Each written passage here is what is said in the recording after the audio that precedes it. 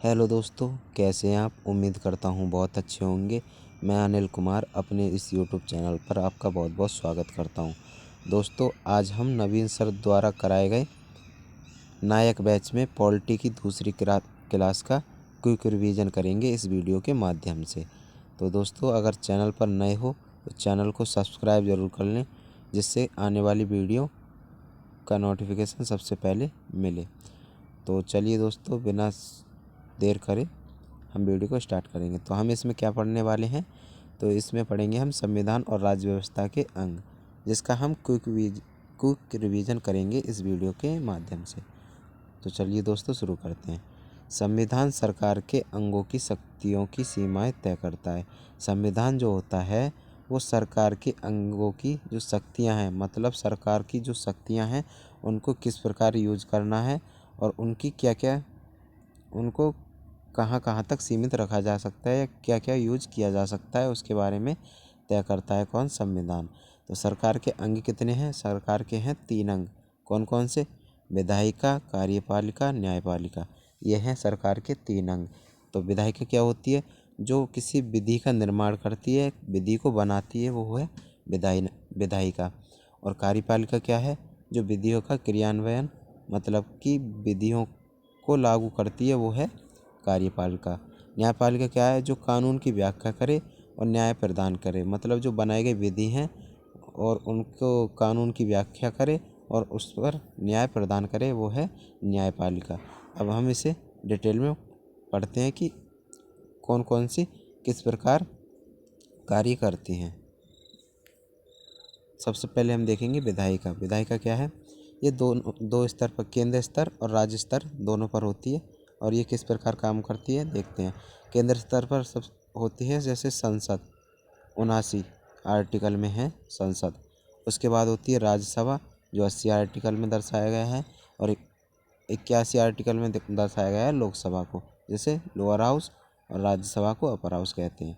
तो केंद्र में कौन कौन सी है, संसद, राज्यसभा, लोकसभा, जो विधायिका के अंतर्गत आती हैं। और राज्य स्तर पर कौन सी है, विधानमंडल, जो आर्टिकल नंबर 168 में है, और विधान परिषद, जो आर्टिकल नंबर 169 में है।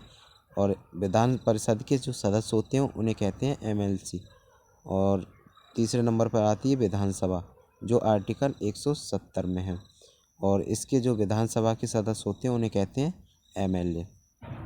तो विधायिका इस प्रकार केंद्र और राज्य स्तर पर बटी हुई है। अब इसके बाद देखते हैं कार्यपालिका किस प्रकार बटी हुई है।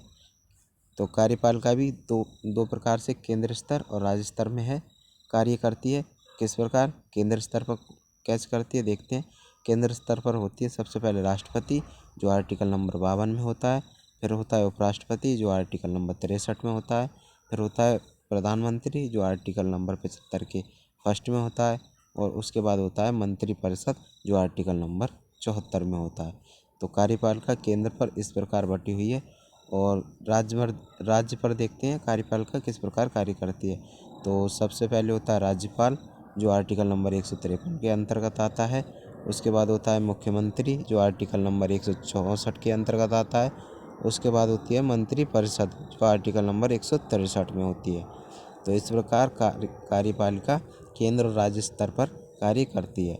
इसके बाद देखते हैं न्यायपालिका किस प्रकार कार्य करती है। न्यायपालिका करती है, सबसे पहले होता है सर्वोच्च न्यायालय, जो आर्टिकल नंबर 124 में होता है, जो देश राष्ट्र स्तर पर कार्य करता है। उसके बाद होता है उच्च न्यायालय, जो आर्टिकल नंबर 214 में है, जो प्रदेश या राज्य स्तर पर कार्य करता है। उसके बाद होता है जिला न्यायालय, जो आर्टिकल नंबर 233 में होता है, जो जिला स्तर पर कार्य करता है। इसके बाद देखते हैं राज्य व्यवस्था के अंग।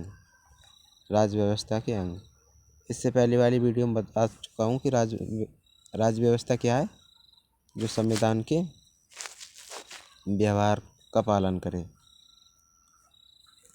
और राज्य व्यवस्था के अंग कितने हैं, 4 अंग हैं। कौन कौन से, जनसंख्या, मतलब किसी राष्ट्र में जनसंख्या होनी चाहिए। और भूभाग होना चाहिए, ज़मीन। और सरकार होना चाहिए। और संप्रभुता होना चाहिए, मतलब स्वतंत्रता होनी चाहिए। और संप्रभुता को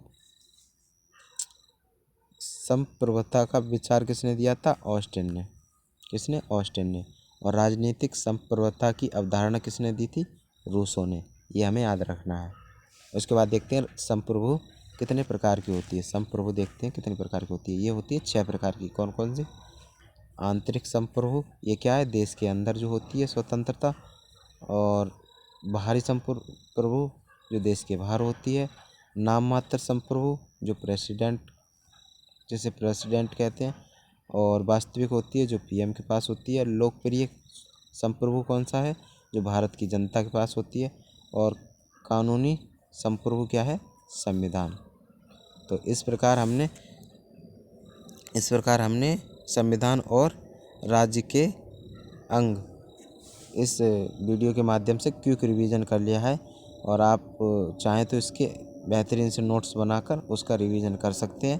तो वीडियो अच्छी लगी हो तो वीडियो को लाइक ज़रूर करें, दोस्तों में शेयर करें और चैनल को सब्सक्राइब ज़रूर कर लें, जिससे आने वाली वीडियो का नोटिफिकेशन सबसे पहले मिलता रहे। तो मिलते हैं नेक्स्ट वीडियो में। धन्यवाद।